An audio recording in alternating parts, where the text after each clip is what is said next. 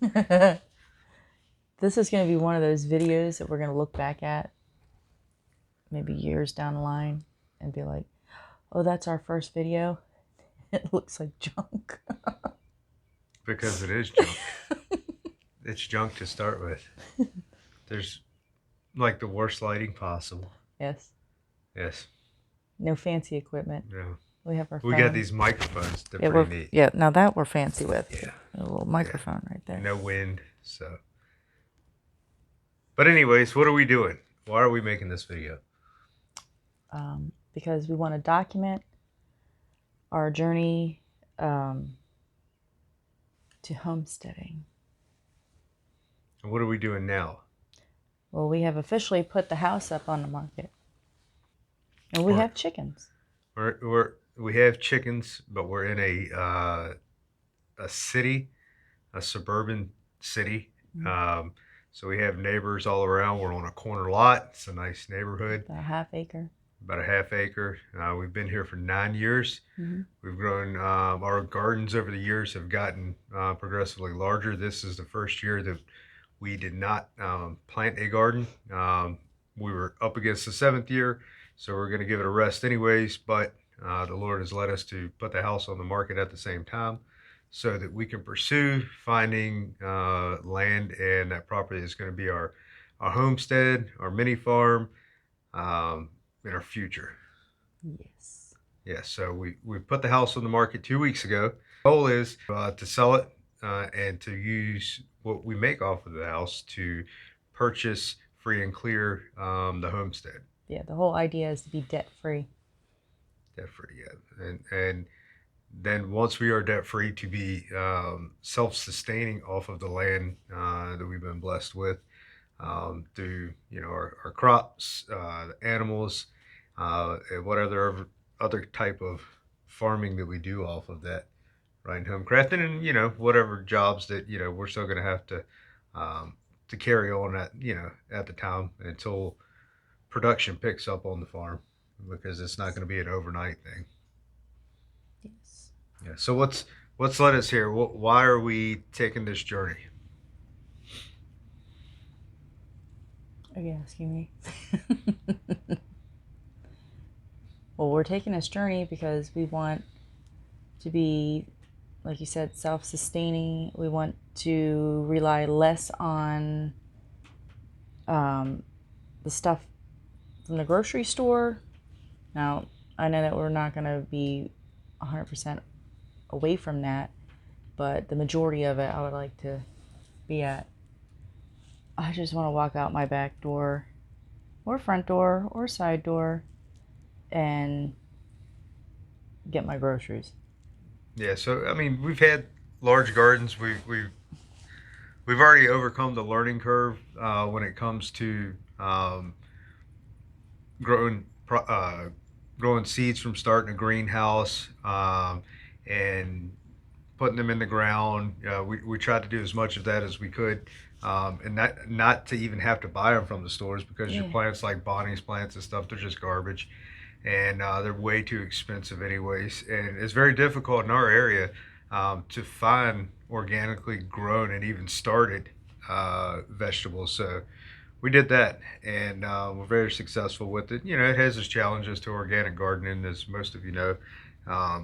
You're out there picking bugs, and you're trying to attract the beneficial bugs. And the companion gardening was very successful, and we kind of got into that years after starting, but that's the stuff that you learn, and we've overcome that already. So going into that next piece of property, when we do till the land and have the farm installed, it's not going to be we'll have a whole new learning journey. Right, it's not going to be brand new to us, and we're going to have plenty of other things that are going to be brand new to us with the animals. And so like you said earlier, we have chickens. Yeah. This is our third flock over the last probably 5-6 years now. Yeah. Yeah, by far the dumbest flock that we've ever had. Yeah. We call them the Ding Dong Sisters, or at least I do. Yeah. These birds are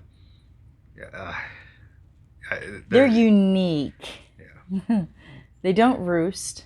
They have been retrained to their coop at least 4 times, but they prefer to sleep outside. On the ground. Come wind, snow, rain, they don't care. They Yeah, just like to be outside.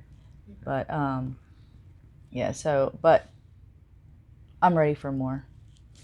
I'm yeah. ready for more. The whole thing, more um, planting, more animals, just more land, more freedom. The whole thing. I want the whole thing. Yeah, and like it. Um, so with the chickens, we're only allowed because of the municipality we live in to. We're only supposed to have 6. Hmm. Uh, this last flock we raised from day old chicks, day or two old chicks. Yeah, this was the first one that we Yeah, raised from babies. because during the COVID, deal, you couldn't find them in our area where they were 16 weeks and close to laying because everybody was out buying them up, and it was a full panic. So we had to buy, the chicks and raise them, and we started off with, was it 8, Hmm. and we've lost a couple. These are definitely survival of the fittest. Um, and But I'm glad that we did, that we were forced into that because it gave us that new experience. Sure. And I wish I knew how easy it was to raise them from baby chicks into what they are now versus buying pullets, Mhm. and having them be able to lay eggs in like just a few weeks after you buy them. And that's what the previous 2 flocks were. So, but this time we went that way with the baby chicks, and I would do it again. Yeah. I thought it was very easy. Well, we're going to wind up having to do it again because, as part of the farm that we have envisioned, we're going to have, not just laying hens, but, of course, our Hmm. meat birds. And That's gonna be a whole yeah, a whole new experience in and, itself. and with those laying hens, we're also going to, down the road, produce more chickens. We're going Hmm. to get a rooster and, attempt to hatch our own and sell our own maybe one day. But if not, if nothing else, just to increase our own flock because we're going to need a lot to pull off what we're envisioning in the future to make the farm as productive as possible. So hopefully, we do a little bit better than these chicks. I feel like these were definitely Well, uh, these ones are Rhode Island Reds. The ones that we had previously, we had Golden Comets. mhm. Those I think are my favorite so far. And we Which had is a mix of Leghorns Rhode Island Red and a and Leghorn. Leghorn, yeah. Yeah, Um, we had Leghorns too, but I think my favorite are the Golden Comets. yeah, These ones are Rhode Island Reds, and they don't. I mean, they're different. I'll just say that they're yeah. Different different. personality. I'd like to get a You couple know, when we do find our place. Have multiple different types of breeds of chickens just to yeah. see what they Diversify are. the chicken race there. Yeah. Yeah, that'll be fun. Yes. And some Indian runner ducks or some other We type of want duck because ducks. we want to do some duck We eggs want and guineas. guineas. We want a cow.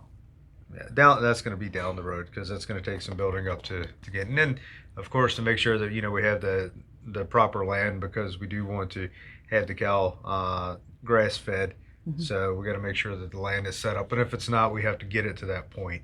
And again, we're attempting to use the animals to get the land to where it needs to be, totally holistic way with no type of fertilizers or pesticides or herbicides or any of that nonsense. And, so some of that takes time. Right now, we are in the state of Virginia, Hmm. where we're at. And again, on a little half-acre lot, which we've been able to do a lot with. And we didn't even use the whole half acre by any means. We're probably Yeah, not we did even good, I think. not even an eighth Yeah, of an acre. Yeah, we that little piece that we used to grow our garden, we had a lot of food off of that, yeah. a lot. That land was definitely blessed, So and just imagine what we could do with yeah. a full-on homestead. Well, and you name it, we've tried it too over the years with the garden, from the raised boxes to what was the thing we put the wood chips all down. I Yeah, forgot we what you did the call food that. The forest. food forest, yeah. And it was pretty and everything, but each thing kind of it works in its own respect for certain things and in certain areas. And we found some things to be not so beneficial in our area for a particular crop to be grown that way, which that's probably going to change too when we move, because again, without knowing what that type of that land and that the nutrients that are going to be in that dirt and everything until we get out We'll there. probably use like a mix of everything that we've learned so far and some new stuff along the way Mhm. because it didn't work. One type or one method didn't work for everything, but some methods worked really good for others. And so I think it's probably going to be multiple methods that we'll probably utilize. Sure, sure, and there's because there's a benefit. There's pros and cons to all of them, right? Mm-hmm. You know, but again, depending on the size of it, when you're small, you can do more labor intensive methods. As you grow to size, and we're not hiring folks. It's just us and the two kids. So It's a family homestead. yeah, it's a family homestead and family farm. Moving forward. So we certainly don't want to overburden ourselves where we're not going to be able to get to everything and keep up with it properly. But again, it's an exciting adventure because everybody looks at us a little crazy when you tell them that you're getting ready to, or you have put your house on the market and you're getting ready to move, and they Yeah. ask, Where are you going? "Where are you Do you going?" know? Do you have a place already? No. And the market's expensive right now. No, You're we going to don't have a sell a place. house and you're going to be upside down into your next one. Well, no, we're not, because We don't know where we're going. we don't know where we're going yet. The Lord's leading us in there, and we're just going to take it a day at a time. So there's a real possibility that this house sells, it closes, and we don't have that next place to go into, and we have to stay in a hotel for a day or two and get a camper. And I've made this comment to family already. We might be boondocking at some family's houses from week to week for a Be little bit. prepared, everyone. Yeah, yeah. So, but we'll give you a heads up before we get there. So we're still looking in Virginia. We're very connected to through a church.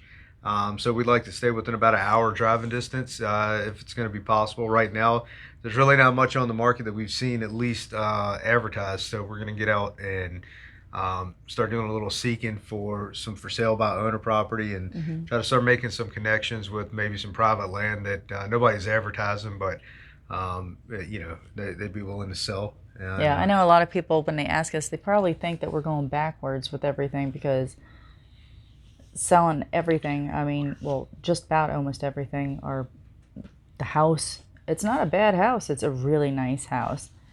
But a really nice yeah, house, to move really to nice. to move out of this, to be in I don't know, potentially a travel trailer on a piece of land until we can either build something, or because we're not opposed to that, or renovate something. We're not scared. Yeah, we ain't screwed. We're not scared. Bring it. So they think that I think a lot of people think we're nuts. Well, that's okay, because they've probably thought that for quite some time with the Yeah, chickens in the city, maybe and we are. you know, and we. But yeah,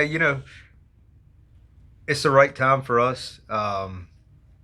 Even though the market is really high right now as far as costs go, and even land, it's pretty expensive. Well, there's lower price land out there, but don't expect it to be there, the next day, because like it is, they lower price stuff is flying off the Sure. market. I mean, before you can even inhale, it's gone. But we're confident that what's out there for us, that God has for us, will Absolutely. be there when it's time, when the time comes. This once was we this close was a on this house. calling from the beginning. You know, we've talked about it for years about putting the place up for sale, and then you had COVID, and we didn't know how all that was going to go, and then we get into 2021, and then the beginning of this year, and it really happened on a calling. On a Sunday morning actually.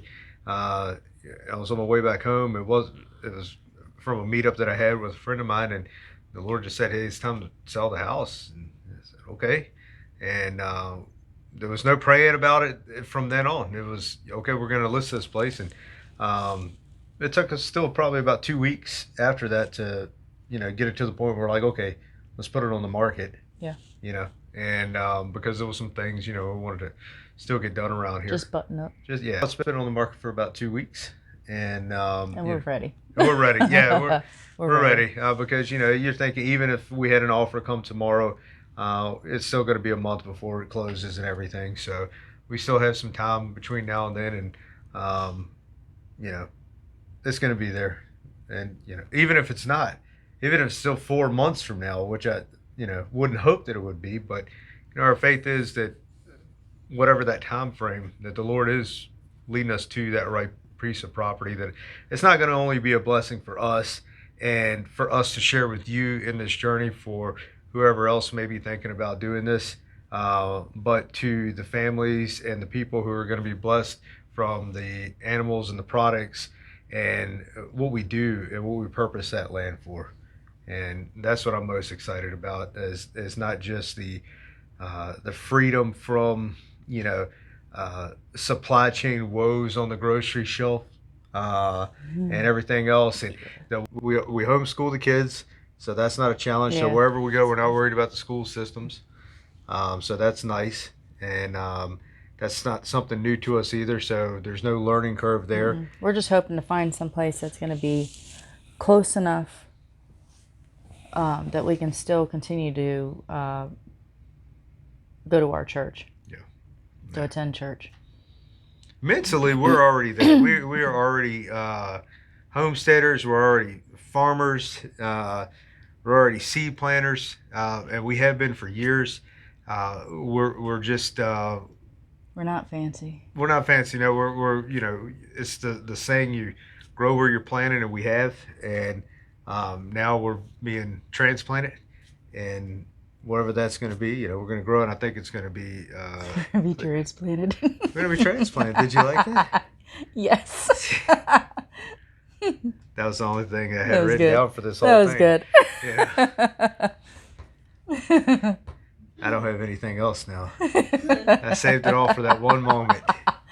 It was a good moment. It was great. It was great. That's our first T-shirt. Yes. Transplanted. Transplanted. But no, and of course, like if you're watching this, you watch a bunch of other channels about homesteading and probably doing what we're talking about doing. We're gonna bring you guys along for the journey. So that's what we're starting it with, this very rudimentary documentary. And I didn't write that one down either. Very raw.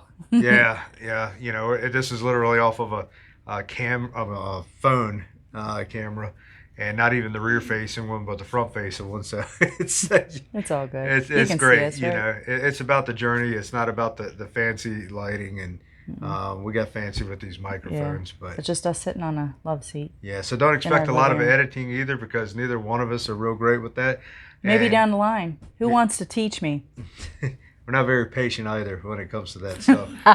So uploading this in itself is going to be a challenge. It'll probably take 4 or 5 days before it's uploaded. Yeah. Maybe you'll see this video in 2023. Yeah. By that time, we're already there. And what else do you want to add to the first one? Honestly, I think we pretty much said it all. Just ready to get my hands in the dirt, our own dirt. Yeah, well, this is our dirt for now. Yeah, still. Yeah. It's still our dirt. You can go out here and help me. I want it to be somebody else's dirt now. Yeah, it can be somebody else's. I'm ready for new dirt. And we pray that whoever comes in here is able to utilize some of the things we put in place. Like we have the fenced-in area for the garden. It's a large area for this property. And again, we've never put anything down on it. any type of pesticide, herbicide, or anything since we've been planting the garden. So the soil is in good condition, and pray that they utilize that. We really hope that a lot more folks will get into this, even if it's on a small scale, whether it's container gardening or raised beds, or just something to where you're producing your own foods. And it's blessed us. We started out before we even moved here. We attempted container gardening on our deck of the house that we were renting, and The deck in the shady backyard. We had very no shady. idea what we were doing. Yeah, we tried. Absolutely none. Was it tomatoes? Yeah, the deer tomatoes. I think they were supposed to be beefsteak tomatoes, but they were the size of cherry They're tomatoes. rough. We got tomatoes though, but they were like little micro mini looking ones. They weren't beefy. And then you go from that to the first garden that was planted here. We had a bumper crop that first year. It was unbelievable. I don't even remember how many pounds of tomatoes we had. Tomatoes but and cucumbers. And the cucumbers Oh, were and the squash was unreal. unbelievable. And we really thought that we had struck gold. And then the bugs found us Yeah. the second year, and the challenges started to set in. So this year now they're going to have to go find somebody else's garden because there's not one out there. We do have some volunteer stuff coming up. Yeah. Yeah.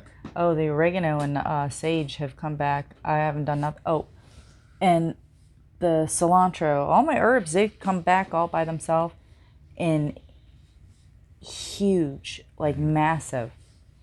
And you've been able to cut some of those and yeah, I've been bless some sharing folks it. with Yeah, I've been sharing all the herbs, and I haven't even put a dent in them at all. I need to go out there, cut them and dry them before we go, so at least we have.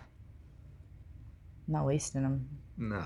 And there's some fruit trees that we never had the benefit And of berry enjoying, bushes. and berry bushes, because they're still so young. But we're still planning on having that little mini orchard when we go to the next place. And I'll take some cuttings off of our giant fig tree out here. This is what, 3 years old now, That thing is massive and it's now. massive. But outside Considering of a it got handful of, hacked to nothing last year. yeah. Now it's taller than the garage. Well, it's about as tall as the garage, I think.